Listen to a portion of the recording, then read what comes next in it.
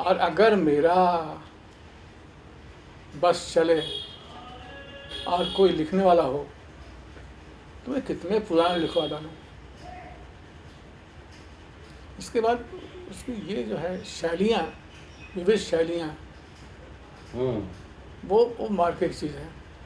Tone and temperament of the language, of the spoken language, हाँ, ये तो बिल्कुल समझिए कि अद्भुत चीज़ है। तो मुझे अच्छा लगा कि मैंने सब कुछ देखा, सब कुछ सुना, सब कुछ समझा। वो बातें भी सुनी, समझी, देखी जो वर्जित हैं, वर्जित हैं, नहीं देखी जानी चाहिए, नहीं बोली जानी चाहिए। लेकिन इसका अपना फल है कि मुझे कल्पना नहीं करनी पड़ेगी सब। लेकिन राजेंद्र जी या नामवर सिंह जितने लोग हैं वो चीज़ नहीं पकड़ पाएंगे। उन्होंने अपने स्तर पर कहा, लेकिन चीज़ें कहीं उससे बहुत बहुत बहुत दूर तक फैली हुई हैं। क्या बताऊं, अगर ऐसे में कह दूं तो लोग कहेंगे कि अरे ये तो गधा है, ये गलत बोलता है। ऐसा नहीं, ऐसा थोड़ी हो सकता है। सब कुछ हो सकता है। इस दुनिया को मैंने देखा जो माणिक बंदोपाध्याय का जैसे किया है, इस दुनिया को मैंने जैसा देखा वैसा किसी और ने नहीं देखा होगा। तो ये सब इस तरह की बातें हैं, इसने मुझे लिखने में सहायता की। अच्छा, आपके एक वक्तव्य का स्मरण कराऊंगा आपको, जबकि श्रीलाल शुक्ल सम्मान आपको दिया जा रहा था, उसमें बहुत गंभीर वक्तव्य आपने डाला है, कहा है कि आधुनिकतावाद, उत्तर आधुनिकतावाद, विखंडनवाद, जादुई यथार्थवाद की तमाम शास्त्रीयता भरी बातें और उनका स्वर्गलोक मुझे परेशान करता है। मुझे उस स्वर्गलोक में मत धकेलिए, ना ही ललचाइए। मुझे तो जहाँ मैं खड़ा हूँ और जहाँ मेरे लोग खड़े हैं उनके इर्द गिर्द पसरे नर्क से पहले जूझना है, उससे मैं आंखें कैसे मूंद लूँ। तो सवाल यह उठता है कि अपने इर्द गिर्द जो पसरा हुआ नर्क है उससे जूझने के लिए आप क्या उपक्रम करते हैं, और क्या आपका साहित्य जंगल में लगी हुई आग को बुझाने के लिए चिड़िया की चोंच भर पानी के बराबर नहीं है? आपका सवाल बिल्कुल जायज़ है। इतना जायज़ सवाल कि आप चारों तरफ धधकती हुई ज्वालाएं देख रहे हैं, फव्वारे देख रहे हैं, आग के फव्वारे, पानी के भी सीधे सीधे मुंड काट करके रखा हुआ है। और फिर भी आप देख रहे हैं और जी रहे हैं। आपको कुछ करना है, था कि नहीं था कुछ इसके लिए। तो इस दिशा में मैंने पहले तो धर्म का आश्रय लिया, इसके बाद फिर धर्म को त्यागा, इसके बाद फिर देखा उससे नहीं होगा तो अलग अलग आंदोलनों की दिशा में मैं बढ़ा, वो भी छोड़ा क्योंकि लगा कि वो अधूरा है। और सबका अधूरापन समेटते हुए फिर बाद में नक्सलवादी मूवमेंट के और उसके पहले बिहार छात्र युवा संघर्ष वाहिनी, तो सबसे अंत में नक्सलवादी मूवमेंट का। मुझे आश्चर्य ये हुआ कि चीज़ें इतनी साफ साफ दिख रही हैं, फिर भी लोग अंधे की तरह कहाँ भाग रहे हैं। नक्सलवादी मूवमेंट ने मुझे बहुत, एक तरह से मेरी आँख खोलने में बहुत ज़्यादा मदद की। मेरे सामने से लोग गुजर गए और मैं कुछ नहीं कर सका। उनकी बातें करूं तो बहुत लंबी चौड़ी हो जाएंगी, लेकिन ईमानदारी किसे कहते हैं उसका ध्यान जो है मुझे, उसका बोध मुझे कराया। तो इस मूवमेंट के छात्रों ने प्रेसिडेंसी कॉलेज से लेकर के शुरू करके यूनिवर्सिटी तक में लोग थे, केरला से लेकर के कैलकाटा तक। और अगर उसका विकृत रूप मुझे देखना था, तो मुझे यूपी और बिहार में देखने को मिला। एकदम से लगता है कि दोनों प्रांतों में जो शोषण है, सामंतवाद, जातिवाद, धर्म, संप्रदाय, जो शोषण है, वो तो एक तरह से उसको क्या कहूँ। लोग मुझे चाहे जितनी गालियाँ दें, लेकिन वो বুঝতে আমি লাস্ট পর্যন্ত বুঝতে পেলাম তার উৎসটা কোথায়, उसका उत्स क्या है। मनुस्मृति, तुलसीदास, इसने अच्छे खासे आदमी को, सीधे साधे आदमी को, पवित्र आदमी को अपवित्र बना दिया। और इसलिए जो नक्सलवादी मूवमेंट के दौरान जब लड़के मारे जाते थे, तो जानते हैं रामायण जलाने के चलते मारे जाते थे। रामायण जलाने, मनुस्मृति जलाने के लिए मारे जाते थे। खासकर रामायण के बारे में तो मुझे पता है। और जबकि आप समझिए कि ये कितना विरोधाभास है कि जिस किताब को मैं पहले पढ़ता था, तब जाके मैं फिजिक्स, केमिस्ट्री, मैथमेटिक्स पढ़ता था। रामचरितमानस, वो रामचरितमानस घर में सब लोग पढ़ते थे। That was a binding, compulsory for everyone. लेकिन जब मैंने देखा तो आपको क्या क्या सुनाऊँ। सीधे सीधे जातिवाद, इतना भयंकर घोर जातिवाद है कि मेरी आँख क्यों नहीं गई उस पर। आश्चर्य तो ये होता है, मेरी आँख क्यों नहीं गई। और ये पहली बार नक्सलवादी लड़कों ने मुझे बताया था कि তুমি আবার पढ़ो, भालो को ले पढ़ो। मैं बंगला बोल रहा हूँ ना क्या? नहीं, तुम फिर से पढ़ो उसको, फिर से पढ़ो, देखो क्या है उसमें। क्या सत्य के ऊपर असत्य की विजय है वो, या सत्य का एक नाटक पर है। कौन था मर्यादा पुरुषोत्तम? हैं? कौन था? कोई नहीं था। There was none. किसने सीता का क्या किया? और ये सब झूठी कहानियाँ हैं। ये बच्चे जो होते हैं, बच्चों को ये सब कहानियाँ सुनाई जाए, बच्चे किलकारियाँ मर कहाँ से, तो समझिए कि हाँ वो सार्थक है। नहीं, आपके उसी वक्तव्य के संदर्भ में एक स्मृति आपकी सुनाऊं कि आपने कहा था कि आपने देखा एक महिला को नदी पार करते हुए, माथे पर वो गट्ठर लकड़ी का, और पानी का तल बढ़ता जा रहा है और वस्त्र उठता जा रहा है। तो ये जो औरत को का वस्त्र को उठाने के लिए मजबूर जो व्यवस्था कर रही है, ये व्यवस्था कितनी दोषी है? देखिए, आपने याद दिलाया। मुझे पता नहीं कितना समय मेरे पास है, कितना नहीं है, फिर भी मैं बोल दे रहा हूँ। काटना हो काट दीजिएगा। एक बार हिंदी साहित्य के इतिहास में, कहानी के इतिहास में बहुत बड़ा कोई सम्मेलन हुआ, और इत्तेफाकन क्या था कि मैं जवान था, और वो था इंटरनेशनल यूथ ईयर, अंतर्राष्ट्रीय युवा वर्ष। मैं था प्रेसिडेंट, और अमृतलाल नागर थे चीफ गेस्ट।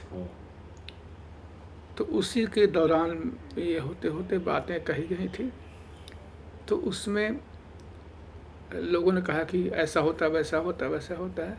करते करते मैंने कहा कि मैं अभी आ रहा हूँ बिहार के उस अंचल से जहाँ एक औरत, उसने एक बच्चा लिया हुआ है और बोझ लिया हुआ है धान का, और वो पानी एक जगह है, कटाव है, जहाँ की पानी बह रहा है, और वो समझिए कि 20-25 साल हो गए, अभी तक वो पानी रुका नहीं गया, जबकि सबको उधर से गुजरना पड़ता है। ये हमारे देश का जातीय ये राष्ट्रीय चरित्र है। पानी किसी ने नहीं रोका। तो मैंने देखा कि वो औरत आ रही है, और सर पे वो बोझा है, और साड़ी उठा रही है, और साड़ी उठती जा रही है, और वो नंगी होती जा रही है, वाह, वो नंगी होती जा रही है। तो इस पर अवध नारायण मुदगल थे, चित्रा मुदगल के पति, उन्होंने कहा कि तो आप क्या कहना चाहते हैं, कौन उसे नंगा कर रहा है? हमने कहा हाँ यही बात है। यही मैं ये कौन उसे नंगा कर रहा है, ये व्यवस्था उसे, और हम सब लोग दर्शक लोग जो हैं उसको नंगा कर रहे हैं। ये ज़माना कौन सा था? 19 जो भी हो, आपने ये वाकया सुनाया था। 80 समथिंग था। तो ये सब जो चीज़ें हैं, आप लोग कहेंगे कि ये बनावटी में कर, नो बनावटी, मैंने देखा है। लग रहा है ना कि हम लोग वही द्रौपदी को नंगी होता हुआ देख रहे हैं। हाँ, कौन उसे नंगा कर रहा है? मैंने बहुत सारी चीज़ें देखी हैं, जंगलों में, पहाड़ों में, नदियों में, समुंदरों में, और विदेश में, कुछ देश में, तो हर जगह मैं देखा, मैंने नंगी औरतों को देखा, नंगी औरतों के साथ क्या क्या होता है। उनका यौन शोषण नहीं, उनका एक तरह से डिमोरलाइज करना उनको, वो ये सब दुनिया देखी हुई है। अच्छा दादा, राजेंद्र यादव ने आपकी जो किताब है या उपन्यास है, रह गई दिशाएं इसी पार, उस उपन्यास के बारे में लिखते हैं कि यह 25-50 साल पहले लिख दी गई रचना है और निश्चय ही विचलित कर देने वाली कृति है, शायद आसानी से पचाई भी नहीं जा सकेगी। तो इस उपन्यास की जिस तरह से चर्चा होनी चाहिए थी, हुई नहीं, ऐसा क्यों हुआ? और दूसरा सब इसी से जुड़ा हुआ सवाल कि क्या यह उपन्यास साहित्य अकादमी पुरस्कार प्राप्त करने के लिए उपयुक्त नहीं था? बिल्कुल सही। राजेंद्र जी या और लोग, कुछ लोग थे जो पॉइंट आउट करते थे, मनोहर श्याम जोशी उसमें थे, मैनेजर पांडे थे और लोग, लेकिन कोई भी कुछ नहीं कर सका। हुआ वही जो नामवर सिंह और ब्राह्मणवाद के मारे हुए फिक्रे जो थे, हाँ, जिनके अंदर गहरे घुसा हुआ था सब कुछ, तो वो लोग जो चाहे वही हुआ। तो नहीं हो पाया वो, लेकिन उससे कोई ये नहीं हुआ। मैं लिखता गया और मैंने बेहतर चीज़ें लिखी तब भी। अभी आपने क्या पूछा, तो वो रह गई दिशाएं इसी पार 25 साल 50 साल 50 साल क्या पहले लिख दी गई रचना। एक गाड़ी थी राजन जी के, पता नहीं दुर्गा जानते होंगे, कि उस गाड़ी पर राजन जी कहते बैठो, वो बैठते थे, हम बैठते थे, और ऐसे ऐसे करके जाते थे, और तब चर्चा शुरू होती थी रह गई दिशाएं इसी पार की। इतना झगड़ा हम लोग में होता था, इतना झगड़ा होता था, कुछ कहने लग नहीं। हमने कहा ऐसे नहीं फर जाएगा, या तो दोनों आदमी कूद जाएं जमुना में, या एक आदमी कूद जाए, तब भी हो जाएगा। कम से कम एक आदमी को कूदना पड़ेगा। वो जो है, मैं बार बार उस कहानी की, वो कितनी विराट फलक की कहानी थी, और मैं रोज़ पर उसके अंदर प्रवेश करके निकलना चाहता था। चक्र भी ऐसा था कि न मेरे समझ में आया कि इसका अंत क्या होगा नहीं। अच्छा, उसका था मामला क्या कि उनके साथ दिक्कत क्या थी, राजेंद्र जी साइंस के विद्यार्थी थे नहीं, और मैं था साइंस का विद्यार्थी,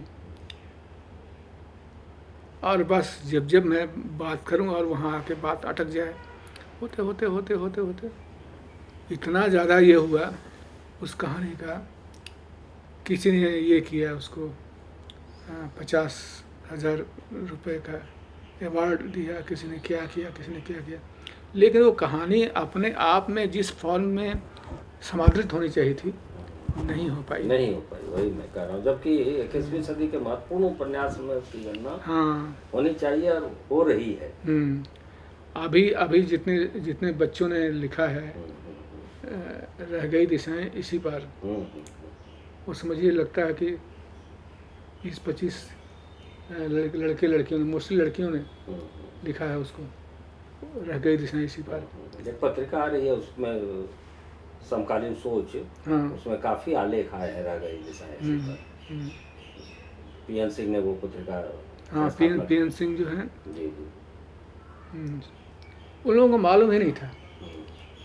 अरे यहाँ तक सर्वेश्वर दयाल सक्सेना को नहीं मालूम था अपराध कहानी का है, क्या है, कहाँ किसने का, जबकि मुझको बहुत मानते थे बाद में बहुत मानते थे। लेकिन कुछ चीज़ें जो मैं अनजाने में ही लिख दिया, तो बेहतर चीज़ थी। अभी भी अगर आप लोगों में से जिसको मेरी आवाज़ जा रही है, अगर संभव हो तो रह गई दिशाएं इसी पार, पूरी कविता यह थी, रह गई दिशाएं इसी पार, जाना है मुझको बहुत दूर। यानी दिशाएं जो हैं वो छोटी पड़ जाएंगी, इसी पार रह जाएंगे, दिशाओं के पार, beyond the edge directions. Manager Pandey ने अच्छा लेख लिखा है उसमें। नहीं, मैनेजर पांडे ने जो लिखा है वो तो इसलिए लिखा कि मुझे खुश करने के लिए लिखा है। उस पर तो इतना अच्छा लिया है कि उस पर अलग से इतनी मोटी किताब हो जाएगी, रह गई दिशाएं इसी पार। नहीं, मेरे बीएचयू के एक मित्र हैं, वहाँ प्रोफेसर, उन्होंने कहा कि 200-250 लड़के लड़कियों ने पीएचडी के लिए अप्लाई किया था, जिसमें कि आपको जानकर आश्चर्य होगा, उन्होंने बताया कि उसमें से 200 बच्चे बच्चियों ने शोध के विषय के रूप में आपका के साहित्य को चुना था। तो स्वीकार तो रहे हैं लोग आपको, ऐसी भी निराशाजनक स्थिति नहीं है आपको। नहीं, स्वीकार रहे हैं, लेकिन ऐसे लोग जो कि ये पाते हैं, क्या कहते, पेंशन, हाईली स्केल्ड पेंशन, और कुछ पढ़ना चाहिए उनको, हमें नहीं कि मेरी चीज़ है, उस जैसी चीज़ें जो हैं भारतीय वाङ्मय में, हिंदी के वाङ्मय में इतनी अच्छी चीज़ है वो। आदमी की 2 इच्छाएं होती हैं, सर्वोपरि इच्छा। 2 मारवाड़ी भाई हैं, और एक इच्छा है कि वो जिंदगी भर ये मृत्युंजय रहे, वो जिंदगी को जीत ले वो। लेकिन दूसरे की इच्छा वो नहीं है, दूसरे की इच्छा है, दूसरे भाई की, कि वो जवान रहे। ये लालसाएं जो हैं ये नचाती रहती हैं। उसमें कुछ ऐसे विकट सवाल थे। मैंने कैसे लिखे, राजन जी एकदम से सर झुकाए, तुमने खतरनाक फैसला तो ले लिया है। उसमें है क्या कि एक लड़की देख रही है कि उसके पिता, ईमानदार पिता की मौत होने वाली है। वो पिता जन्मे कैसे? तो उसने क्या किया, उसने कहा कि I can do, I will do. माँ ने कहा कि मैं मार डालूंगी तुमको, नहीं। क्या किया उसने कि वो भ्रूण जो है ना, पिता का भ्रूण ले लिया अपने गर्भाशय में, और इसके बाद कहा कि अब ये पिता मेरा, ईमानदार पिता, उस फॉर्म में तो नहीं सही पूरा, लेकिन किसी फॉर्म में रह जाएगा। एक ईमानदार व्यक्ति, अब वो जिंदा, अब वो मरेगा नहीं होता। लेकिन उसकी माँ ने, सांस्कारिक माँ ने और लोगों ने क्या किया, मार डाला उसको, ऐसे पूरा दबाकर सीधे उसको मार डाला। तो वो एक था। और भी अगर उस उपन्यास को कोई पढ़ ले तो सांसारिकता जो होती है, the world phenomena, the genetics, उसका जो फेनोमेना है वो उसके बारे में उसको फिर से सोचना पड़ेगा किसी न किसी ढंग से कि ये चीज़ क्या ऐसी है, क्या ऐसे हो सकती है, ऐसी क्यों नहीं हो सकती है। ये बहुत सारी चीज़ें जो जैविकता का ये है। तो विज्ञान बोध जो है, विज्ञान बोध के तहत जीवन के जो कठिन प्रश्न हैं, जैविकता के कठिन प्रश्न हैं, उसको हल करने की कोशिश की गई है। और कुछ चीज़ें ऐसी हैं जो कि चकित करती हैं। जैसे वहाँ से उसने एक द्वीप लिया, वहाँ नहीं रहेगा वो, आइलैंड, वहाँ गया, लेकिन वहाँ भी वो मेरे मैंने मन को क्या चाहिए, मन को नहीं पता है। वो मतलब ठीक यहाँ इस छोटे से कमरे में जहाँ के हम 3-4 मित्र बैठे हुए हैं, उन चीज़ों को बताया नहीं जा सकता है, लेकिन उन प्रश्नों का हल होना चाहिए।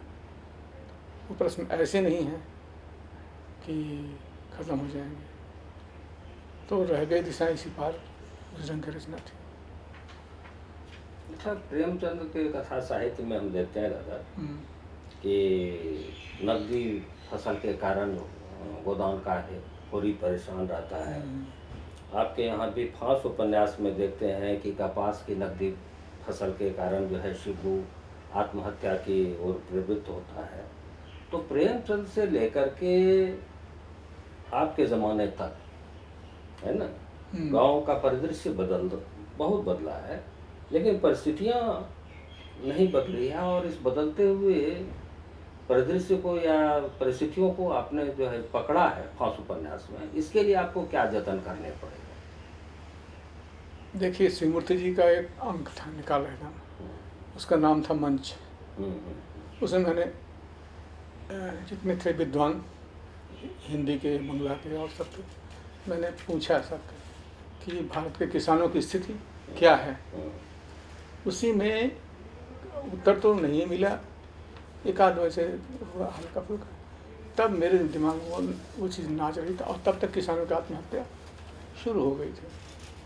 और मैं वहाँ क्या, कौन सी जगह हो, वर्धा में मैं आतिथ्य लेखक के रूप में मेरा अपॉइंटमेंट BN राय साहब ने कर दिया था।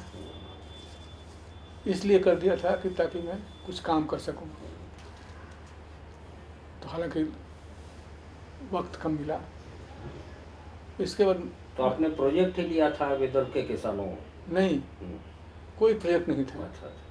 वहाँ कोई प्रोजेक्ट नहीं होता था। आपको जो करना हो कीजिए, बस शर्त यह है कि यहाँ का खाइए, पीजिए, ये कीजिए, वो कीजिए, सब कुछ कीजिए, बस अपने मन का लिखिए। तो मैं अकेला आदमी था जिसने कि वो लिखा। गर्मी के दिन थे, कैसे कैसे दोपहरियाँ लेकर मैं लिखता गया। और मेरे साथ बच्चे आ गए, वो भी आ गए यूनिवर्सिटी के, वो भी साथ में चलते थे। और भी क्या क्या, कहाँ से कहाँ। तो भाषागत परेशानी को दूर करने के लिए आपने? भाषागत परेशानी ही नहीं,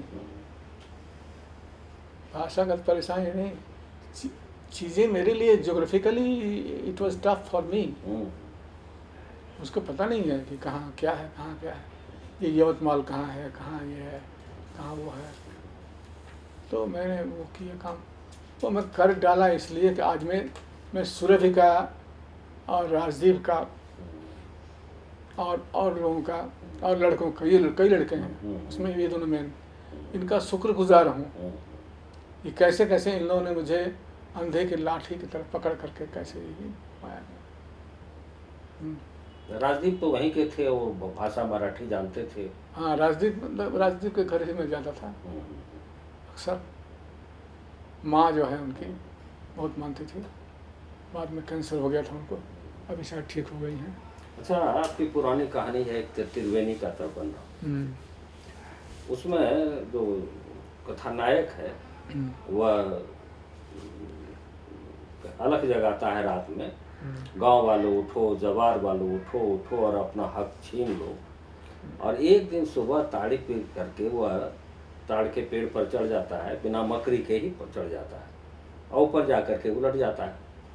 अब गुलजार सिंह जो उसके सैद्धांतिक गुरु रहे, उनको लगता है कि पार्टी ही उलट गई है, उनका नायक उलट जा गया है। और त्रिवेणी की पत्नी कहती है कि गोड़ छोड़ दो, तो वह गोड़ छोड़ देता है और नीचे संभालने वाली शक्तियाँ खड़ी हैं जाल लेकर के और तमाम चीज़ें लेकर के। तो सवाल यह उठता है कि क्या त्रिवेणी को बचा पाए तलवन्ना वाले लोग या नहीं? क्या त्रिवेणी अभी तक वहीं लटका हुआ है? त्रिवेणी वहीं लटका हुआ रहता, इसलिए कि मेरी कोई कहानी अकेली कहानी नहीं होती है। मेरे एक ये थे, क्या नाम है, ठाकुर साहब, जुलजार सिंह? हाँ, नहीं, दूसरा नाम था, कलकत्ते के थे। तो वो बड़े हंसमुख थे। तो वो फिर उसमें जो लटका हुआ आदमी है, ये एक तरह से थियोरिटिकल कहानी है कि अधजल गगरी छल कर जाए, आधी अधूरी विद्या दे करके गुलजार सिंह ने अपने चेलवा को, मैंने इसको भेज दिया, मार्क्सवाद का पाठ पढ़ाया। मार्क्सवाद का पाठ वो जितना पढ़ा उसी का आधार पर वो आगे बढ़ गया। और गुलजार सिंह कि घर वाले पूरे उनके प्रति विरोध रहते थे कि मार डालो इसको, मैंने गुलजारवा जो है ना, ठाकुरों के खानदान में कलंकित कर दिया इसने। इधर जो है ये उल्टा जब लटक गया, क्योंकि पिया उसने ये ताड़ी पी और नशा हो गया और उसी में उलट गया। तो पाँव दोनों छान उठे और अब ऐसे नीचे है, अब मर जाएगा त्रिवेणी, क्योंकि उतने ऊपर से गिरने पर जिंदा बचने की कोई गुंजाइश बचती है नहीं। तो उसमें that was a composite story.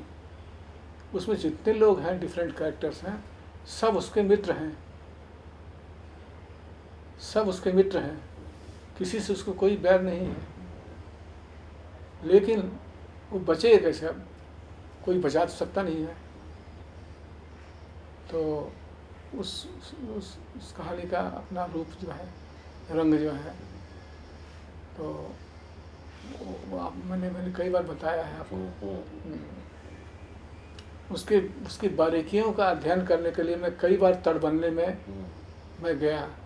दोपहरिया को मैं वहीं रहता था, कैसे चढ़ रहा है, कैसे उतर रहा है, कैसे क्या कर रहा है, कैसे नहीं, उसका अंत सुन लीजिए। लेकिन वो अगर छोड़ देता है तो मर जाता है, और अगर नहीं छोड़ता है तो वहाँ लटका रहे, स्थित रहेगा नहीं, कोई उसको बचाने वाला नहीं है। क्योंकि वहाँ जातिवाद भी है, ठकुराइन कहते नहीं मत उसको छू, ऐसे मरे दो। तो इसके बाद वो कहानी का ये है, मित्रों, कहानियाँ जो हैं, लोग घमंड करते हैं कि हम ही लोग लिखते हैं कहानियाँ। नहीं, जितेंद्र सिंह जो हैं, जो मेरे मित्र हैं कलकत्ते के, उन्होंने ये किया, कहानी का स्क्रिप्ट लिखी अपने बनाने के लिए। फिल्म तो क्या बना पाएंगे, वो पैसा था नहीं तो नहीं बना पाए वो। लेकिन उन्होंने हिंट जो दिया था, उस हिंट का मैंने यूज़ कर लिया। उन्होंने कहा कि त्रिवेणी मरेगा, माने जिंदा रहेगा या नहीं, ये तो हम नहीं जानते हैं। इस तरह से कहानी को मोड़ दिया। लेकिन उस दिन इतना तो तय है कि एक अलग ढंग की एकता त्रिवेणी के इस प्रयास के चलते गांव में दिखाई दी। हाँ, गाँव में दिखाई पड़ी। इस तरह कहानी को आधे में ले जा करके छोड़ दिया उन्होंने, और कहानी वो बन गई। मैंने उनसे कहा भी, अच्छा हम लोग ने ये भी देखा, ताड़ के पन्ने पेड़ देखे हम लोग, कहाँ शूटिंग होगी, कहाँ क्या होगी, कहाँ नहीं, सब। यहाँ रामचंद्र शुक्ल के कलवारी, वहाँ भी ताड़ थे, वहाँ जाकर देखा है कि यहाँ से चढ़ने से ठीक होगा, वहाँ से सारी चीज़ें कल्पना। मेरी दिक्कत ये है कि इतने अच्छे अच्छे प्लॉट मेरे दिमाग में आए, इतने अच्छे अच्छे प्लॉट, लेकिन कोई फिल्म नहीं बनी उस ढंग से। वो जो बनी उसका तो कोई मतलब है नहीं।